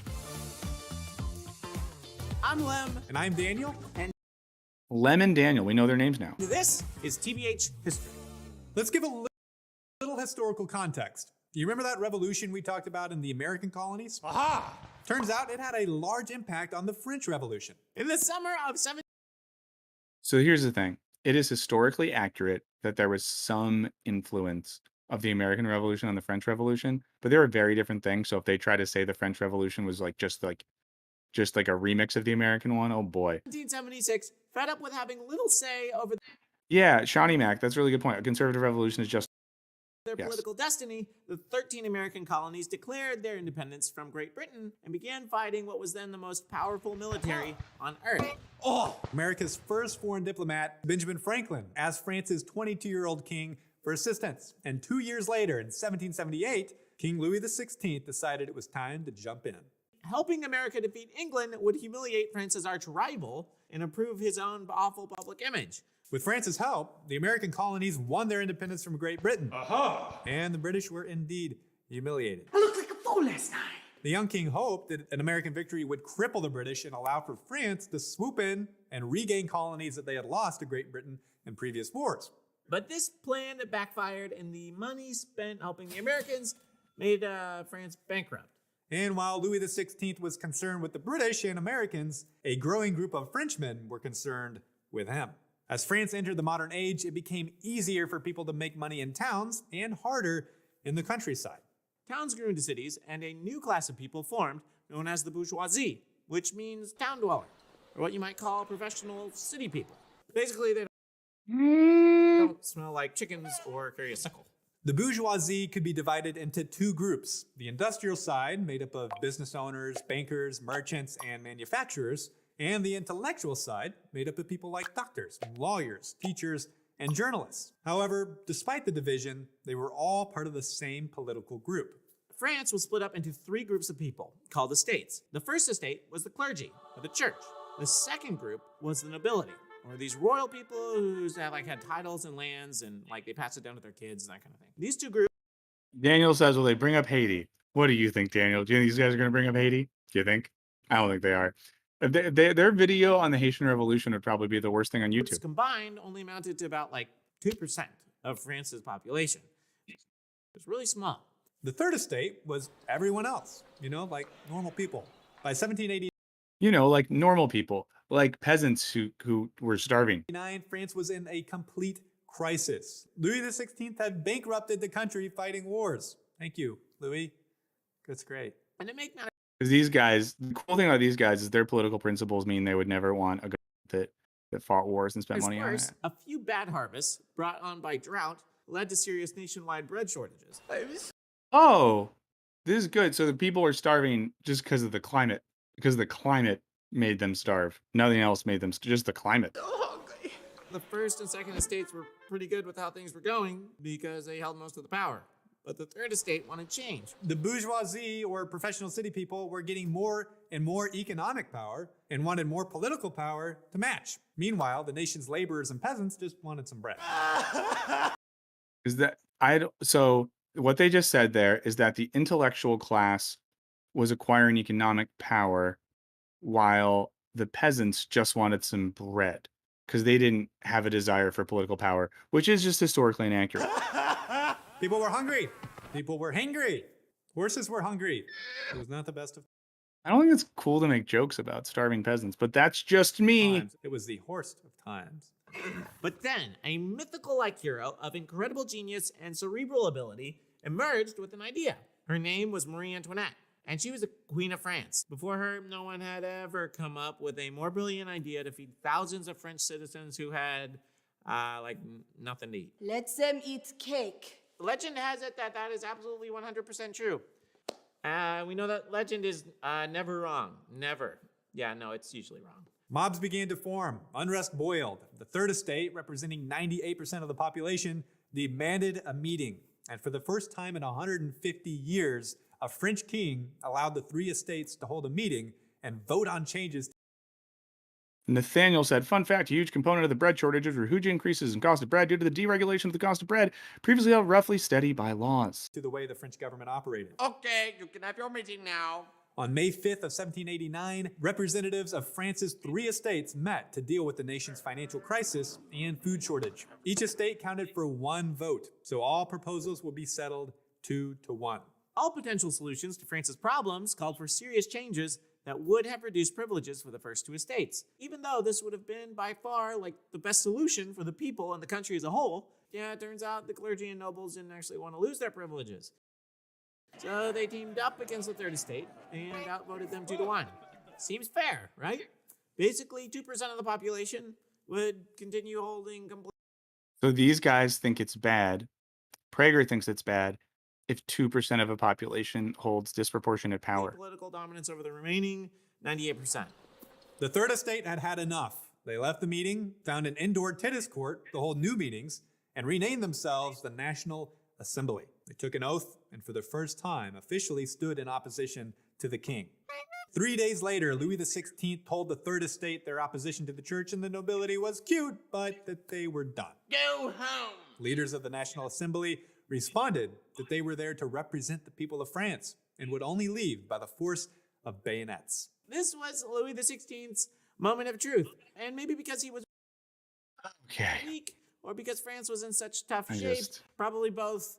The king didn't really send in the bayonets. He recognized the National Assembly and instructed the church and the nobility. A lot of facts happening right now. Just a lot of facts, yeah. I just it's a little bit of a fact dump. This is what it's called gish galloping. Yeah.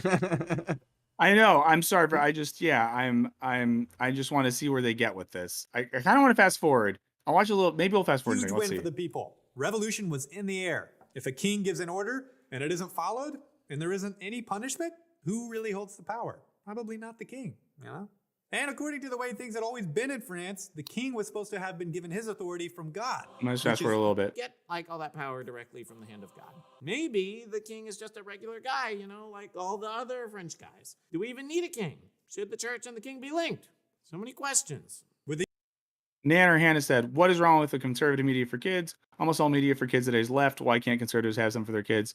They can. I'm not saying they can't. No, we're not saying this shouldn't exist. We're just saying we're just watching it to see what it says. And some of the things you're saying are just historically inaccurate. I don't know what to tell you. These growing suspicions, the idea of having a monarch with absolute... Someone in the chat just said that the U.S. dosed everyone with LSD. If only. That'd be fun. They definitely didn't. So members of the nobility began moving away from the king toward the people, aka the National Assembly. Okay, let's move forward. Members of the National Assembly were far from united in their opinions of how to move forward. And just like kids in your local yokel cafeteria, people sitting and eating with their clique, they wanted to sit by the people who agreed with them and hang out with them and stuff, So a divide formed down the middle of the assembly hall, forming a clear group that shared the right side and one that shared the left. On the right were people who didn't want drastic changes. Let's not get rid of everything now. They wanted to conserve many of France's political and religious traditions. Oh boy, this is okay. I see what they're doing. It's happening. It's happening. Religious traditions, and this side, sitting on the right, became known as the conservatives. The conservatives wanted to model France's government after Great Britain's, where the king and a parliament elected by citizens check each other's power and rule together. This type of government is called a constitutional monarchy. And leaders on the right side were moderate noblemen, businessmen, and bankers from the... It was 9 people. They're gonna act like this was split down the middle. It was 9 guys. I just it was 9 guys who were with the king. Industrial bourgeoisie. On the left side of the room gathered those who opposed the conservatives. Their leaders came from the intellectual bourgeoisie, teachers and doctors and lawyer types, and many were a part of a radical subgroup. Oh, so I see what they're saying. They're saying that the industrial bourgeoisie, the everyman workers, the Joe Plumbers, didn't want to change too much. Constitutional monarchy, keep the king, things are going all right. And then it's the intellectual, That's the doctors and lawyers who were bad. Okay. Um, P Run the Slob said, "Why is there such a positive view of psychedelic drugs in the U.S.? Can someone explain?" I don't know if it's an overwhelmingly positive view, but you should check out Michael Pollan wrote a book called How to Change Your Mind, and Michael Pollan's a pretty like normie writer in America. Wrote this book about the use of psychedelics in different types of therapies and his own experiences, and I think that led to a certain normalization of that. Right now, there's a bunch of funding in America doing psychedelic research or doing research into how psychedelics can be used in different mental health care settings. So I think that's why it's kind of like in the dialogue right now. I also think it's probably that people in general, and this is just like this, I'm not saying it's for me, people in general like doing drugs. I think some people are realizing that a lot of drugs people have been doing for a lot of years are like really dangerous and really bad for you. And that psychedelics, while they can give you a bad time, they mostly don't kill you. Group called Jacobins, the most famous of which was Maximilien Robespierre. Many of them wanted to eliminate the monarchy altogether, and they disagreed with the conservatives Yeah, well, the Jacobins wanted democracy. So to be clear here, the side he's talking about, what they wanted was democracy. about which people should have political power. Conservatives wanted voting to be for men. Yeah, and there's also that Netflix series. Thanks for bringing that up. Yeah, and Christopher is recommending some good stuff too. I feel like Christopher knows a lot about this. Could read and pay taxes. They believed those without education could be easily manipulated by politicians with bad intentions. They also believed that by paying taxes, voters would be invested in what they were voting on. But these two requirements would disqualify millions of Frenchmen. And the He just said taxes are left bad. side of the aisle saw an opportunity. Jacobins published passionate articles and gave fiery speeches directed to the poor masses of Paris, a group known to history as the sans-culottes. The Jacobins told the sans-culottes that the conservatives did not want them to have a say, and began spreading messages Which is true. that these new leaders of business and industry were no better than the monarchs and nobles. Listen here, they do not like you. They think that you smell like feet. I'm gonna go for it. And you're gonna get it. You know, we have a way of dealing with that. Instead of helping the situation, Jacobins added to more hunger, violence, fire, screaming, and heads on pikes in Paris. But unruly behavior was not limited to the streets. As one member of the new political right, the Baron de Gaudeville, explained, "We began to recognize each other. Those who were loyal to religion and the king took up positions to the right of the chair so as to avoid the shouts, oaths, and indecencies that enjoyed free reign." Let's skip it a little bit more. In countries around the world, the right is considered conservative because they seek to Wait, Tony, I might have misheard something. Apologies if I did. You know, I'm managing a lot. conserve past traditions that they believe are important. The left opposes the right Okay, yeah, this is the right-left split. Seems like it's gonna be important. and are often given names like liberals or progressives because they aim to move away from past tradition towards something very different. But there's an important distinction to be made between the political right and left here in America. And why is that? Because America has a very unique tradition. Countries who once had kings, queens, or nobles have had a hard time moving away from the past tradition of strong centralized government.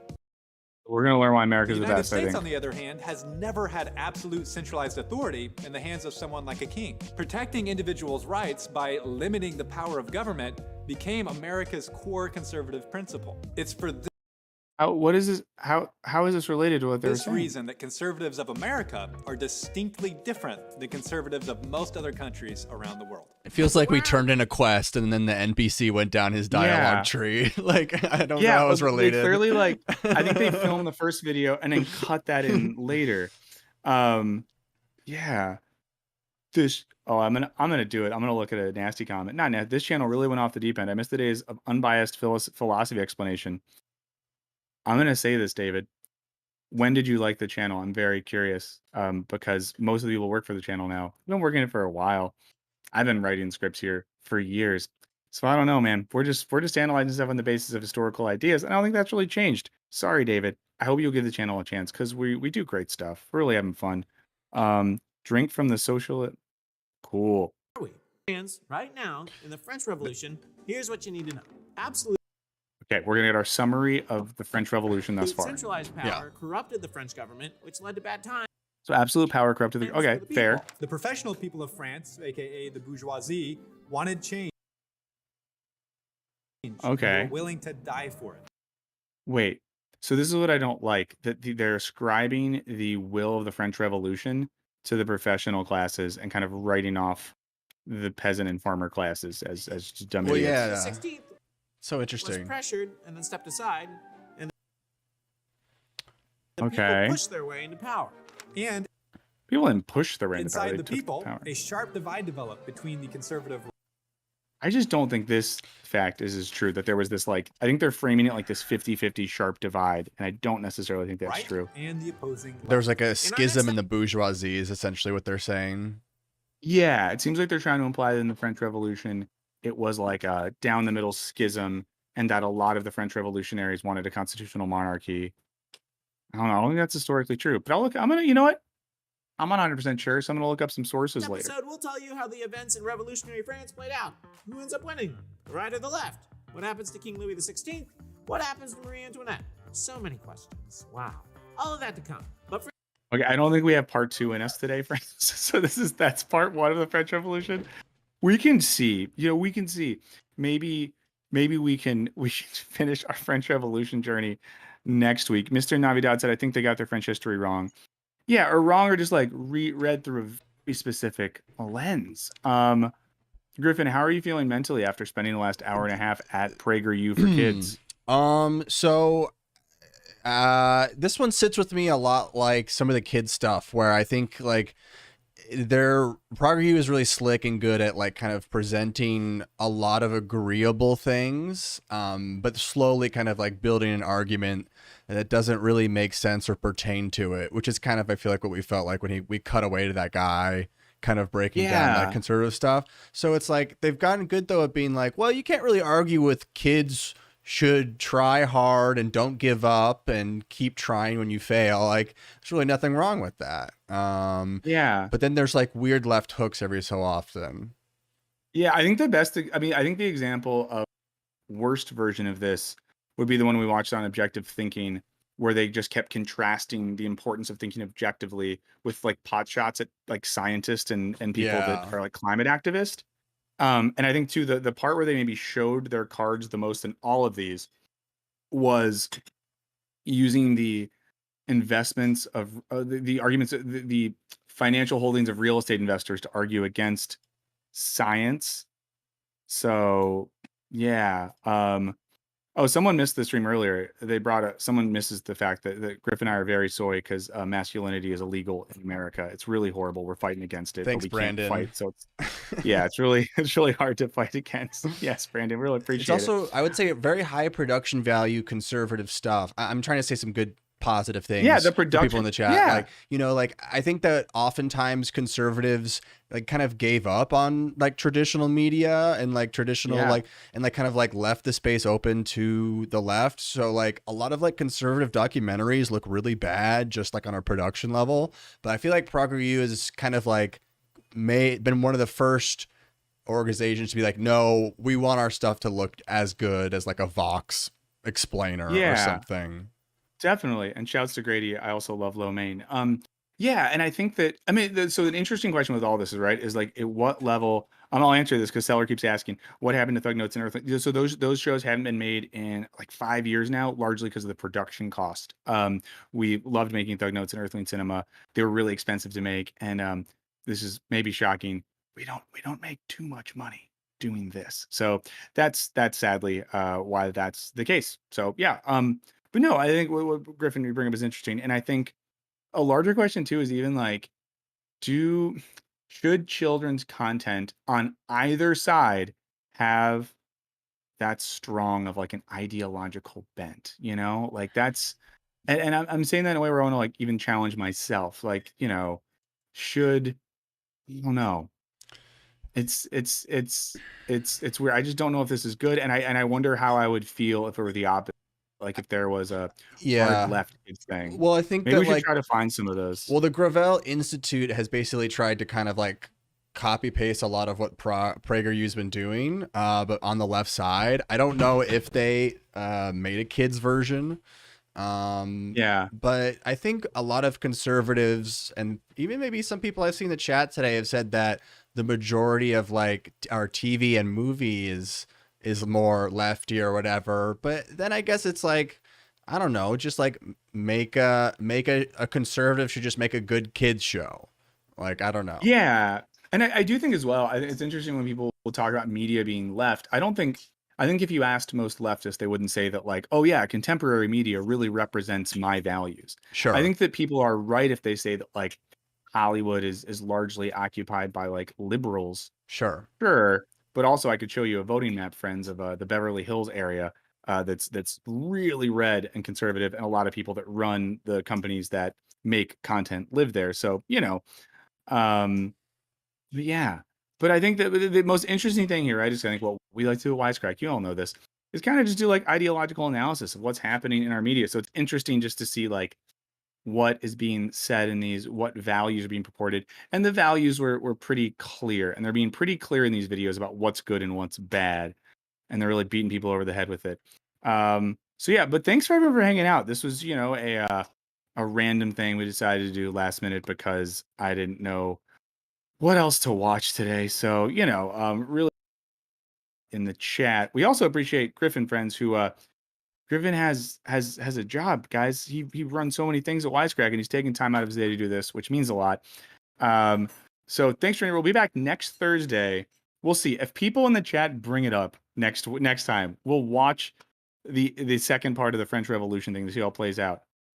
But only if it goes. TGW says, is it possible to have a separation of ideology and agenda? I'm not totally sure. Moises, maybe, who knows? Cody Hare says, does Wisecrack have a Discord? What is the best way to communicate? So that leads into something, Cody. Wisecrack does have a Discord. It is right now a thing we have for our patrons. But on our Patreon, the lowest level you can get in at, we have the Discord, we have videos without ads that come out early, we have an exclusive podcast, one level up, we have some videos and stuff. So I would say check it out. Cody, I'm not trying to like pitch on spending money if you don't have the money to spend, but that is where our Discord is. In terms of communicating with us, always feel free to hit us up on social media. So you can just add us on Twitter, hit us up on Instagram. How else, Griffin? Is there like, that's the thing? Is our email address something people read? Yeah. Danny, thank you so much. So generous of you. Really appreciate it. Thanks, Danny. Wow. I read every email. Great. So also, and I imagine the email is on our website and YouTube page and stuff like that. So hit us up, and then also feel free to, if you need to, hit Griffin or myself up on Twitter and stuff at any point.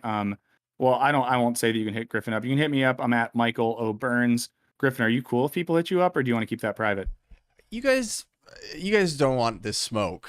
You don't want nothing to do with me on Twitter. Wow. Juan Ortiz, check out the video we put out on Nope. We got that for now. But thanks for hanging out, everyone, and thank you so much again to for Danny for your generosity. Really appreciate it. We love you guys, and we really love you. The channel. I will tell you tomorrow what we have coming out. I think I'm right here, Griffin. We have a Lord of the Rings Philosopher Reacts. We're getting excited about the new Lord of the Rings show coming out on Amazon. I was gonna rewatch the movies anyway, so we did a little Philosopher Reacts to the Fellowship of the Ring. I think it's a classic. I think we all like that movie. And I think some of the things we actually talk about on the Philosopher Reacts that come out tomorrow relate to some of the stuff we saw in the videos today about like reason and justice and goodness. So, check that out. Joshua, I answered that question a couple minutes ago. If you just kind of like rewind and stuff, I think that's cool. But yeah, thank you so much. Thank you for being here. Thank you for being in the chat. It means a lot to us that you hang out. Do check out the Lord of the Rings video that's going to come out tomorrow. Head over to patreon.com/wisecrack if you do want to support the channel and get some extra content along the way. Any final words for you, Griffin? I agree with Dominic Jasso in the chat. Wow. I'm not gonna scroll back. That's all I'll say. But goodbye, everyone. Gosh, everyone, so interesting. Yeah. Everyone have a good one. day. And yeah, have a lovely day. And the two things we believe in: read good stuff and be nice to people. Read good stuff, be nice. We'll catch you guys next week. Bye.